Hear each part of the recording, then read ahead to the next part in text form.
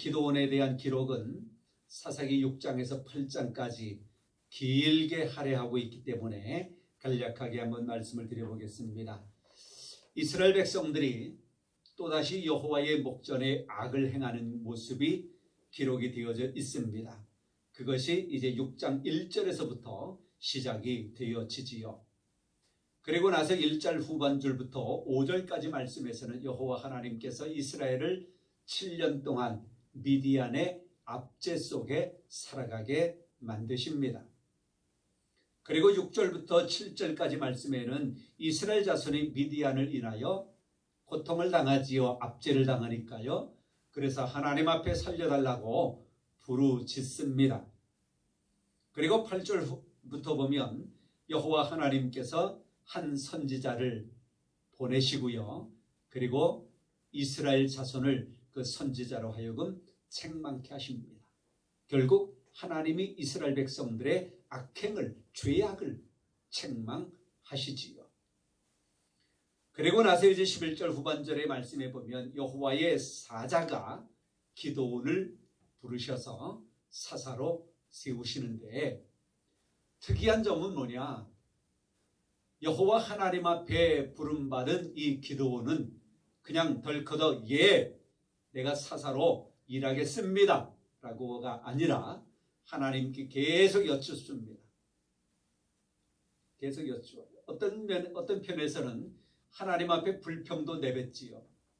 또 어떤 면에서는 증거를 좀 보여주십시오 라고 하면서 하나님께 여쭙고 하나님은 기드온에게 말씀하시고 이러한 여호와 하나님과 기드온과의 대화가 6장, 7장에 계속 이어지고 있는 것을 보게 됩니다. 여하튼 여호와의 사자가 기드온을 사사로 부르십니다. 그리고는 8장 28절 마지막에 우리가 읽은 것처럼 기드온이 이스라엘을 구원하시고 그가 사는 날 동안 40년 동안 이스라엘이 평온하였다라고 성경은 말씀하고 있습니다.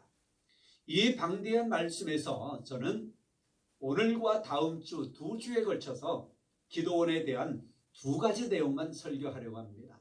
하나는 뭐냐? 사사 기드온의 성공적 요인이 뭐냐?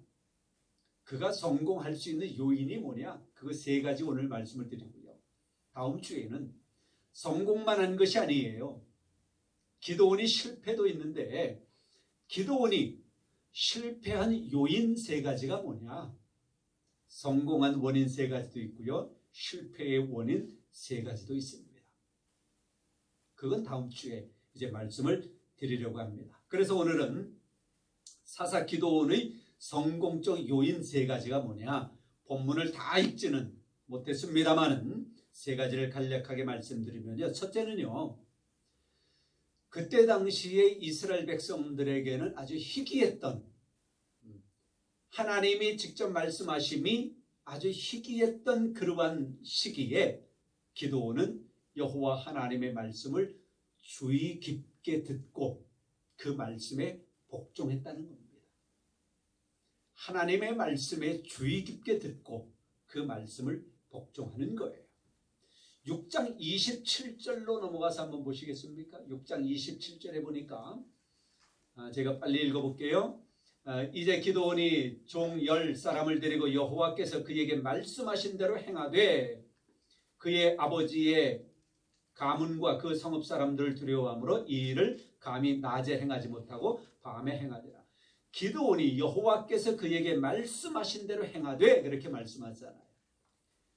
여호와께서 말씀하신 대로 기드온은 귀담아 듣고 주의 깊게 듣고 그대로 순종하는 겁니다. 그래서 좀 전에 말씀드린 것처럼 사사기 6장 7장은 여호와 하나님과 기드온의 대화의 장면이 계속 되어지는 거예요. 하나님께 묻고 하나님은 대답하시고 하나님은 말씀하시고 기드온은 대답하고. 우리에게 이런 장면이 있으면 얼마나 좋을까? 하나님과 그런 대화. 그래서 저도 그런 시간을 많이 갖고 싶은데 그러지 못하는 것이 늘 안타까움이 있습니다. 그래서 어떤 때는 어디 갔다 온다고 해놓고선 저는 좀 시간을 내서 저 혼자만이 가는 그 저만의 아지트가 있거든요. 거기에 가면 얼마나 편안한지 몰라요. 거기에 가면 제 마음대로 생각하고 내려오기도 해요. 하나님께 묻기도 하고 하나님의 말씀을 듣기도 하고요. 하나님과 대화하는 시간도 있고요. 여러분, 하나님과 대화하는 시간을 많이 가지시기 바랍니다. 하나님의 말씀을 여러분들 주의 깊게 들으실 수 있기를 바랍니다. 시편 119편 11절에 보니까 주의 말씀을 내 마음에 두었다라고 말씀하고요. 베드로전서 2장 말씀에는 어린아이가 주의 말씀을, 갓난아이가 주님의 말씀을 신령한 저주로 여기고 그렇게 말씀을 가까이함을 성경은 기록하고 있기도 하고요. 또 요한복음 말씀에 보면 하나님의 말씀은 우리의 양식이라고 말해요. 양식, 음식. 그러니까 먹어야 되잖아요.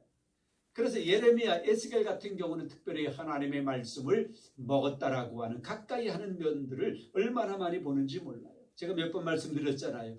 에스겔에게 여호와의 말씀이 특별히 임하니까 여호와의 권능이 그에게 임했다고요.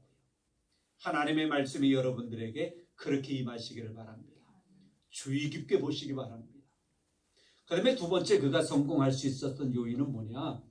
바알의 단을 헐고 아세라상을 찍어버리는 거예요. 우상을 다 깨뜨려 버리고요. 우상을 멀리한 거예요. 백성들로 하여금 우상을 섬기지 못하게 만든 것입니다. 6장 25절에서 28절까지 기록이 되어져 있어요. 이것은 하나님의 마음에 꼭 맞는 행동이었습니다. 우리 10계명 중에 두 번째가 그거잖아요. 우상을 섬기지 말라. 내 마음에 두지 말라. 나 외에 다른 신을 섬기지 말라. 여러분, 우상을 섬기는 것은 하나님이 가장 싫어하시는, 가장 미워하시는 것인데요. 음행하는 것이라고 말씀하고요. 음란한 것이라고 말씀을 해요. 하나님은 신랑이고 우리는 하나님의 신부로. 그래서 우리는 신부인 우리 모든 그리스도인들은 신랑 되신 하나님만 바라보고 하나님만 섬기고 하나님 제일주의로 살아가야 되는데 그 하나님의 자리에 다른 어떤 것을 같이 놓거나 그 하나님의 자리보다 높은 자리에 다른 것을 놓고 살아간다면 그것이 뭐예요? 그것이 우상이거든요. 우리는 이 우상이라고 하는 것을 종교적인 면만 생각해서는 안 될 거예요. 그래서 우리 찬송가 94장인가요? 옛날에 102장이었던 것 같은데요. 주 예수보다 더 귀한 것은 없네. 제가 얼핏 듣기로는 옛날에는 주 예수보다 더 귀한 사람은 없네. 그랬다고 하는 것으로 얼핏 들은 것 같아요. 주 예수보다 귀한 사람은 없네. 그런데요, 사람뿐만이 아니라 다른 어떤 것도 주님보다 높은 곳에 놓을 수 없다라고 해서 주 예수보다 귀한 것은 없어요. 아멘. 주 예수님보다 귀한 것이 있고 하나님보다 귀한 것이 있고 그것을 내가 섬기고 그것을 내가 우선하여 따라가게 되어진다면 그것이 바로 우상인데 기드온은 그것을 깨뜨려버리고 헐어버리고 오직 여호와 하나님만 섬겼다고 하는 겁니다. 그것이 성공의 비결이었던 거예요. 여러분, 하나님 제일주의, 하나님만 섬기는 신앙이 여러분들에게 있기를 바랍니다.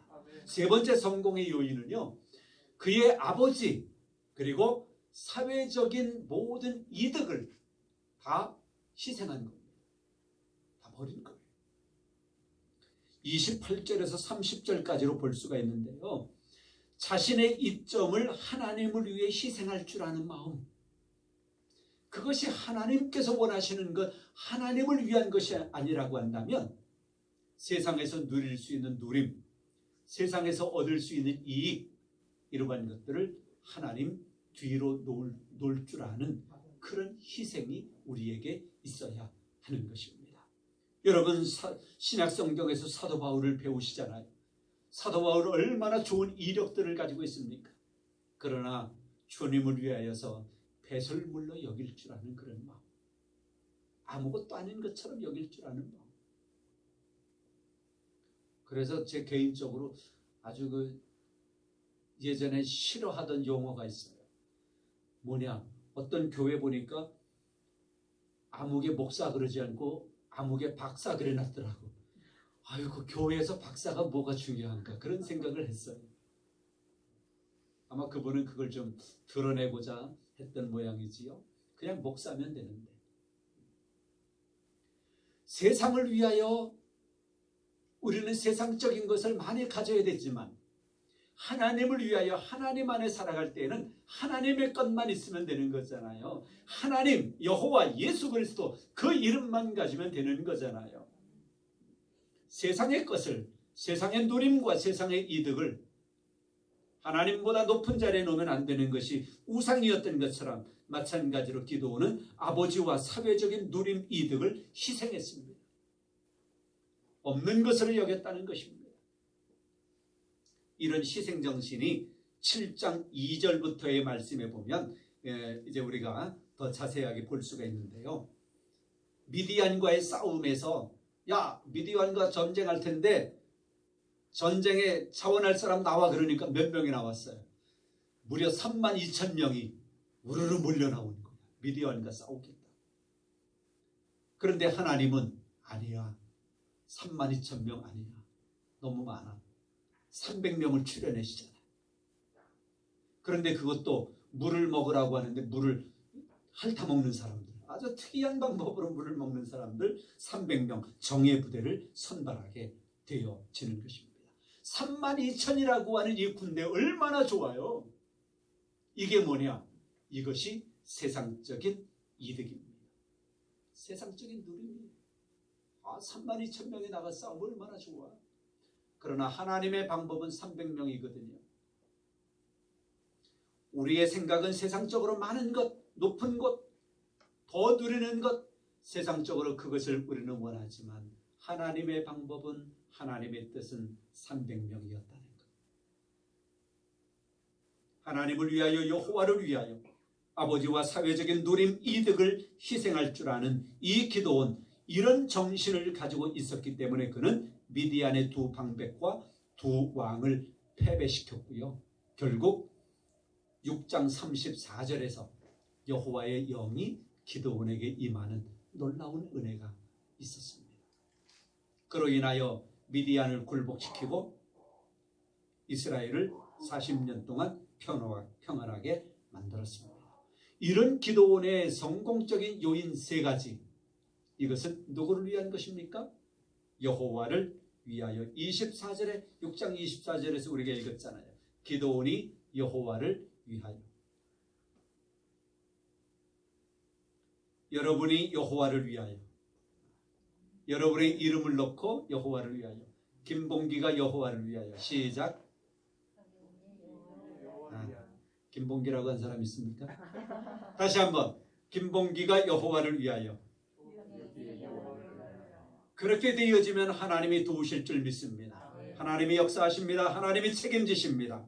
하나님이 승리케 해 주실 줄 믿습니다. 성부와 성자와 성령의 이름으로 여러분 모두를 축복합니다.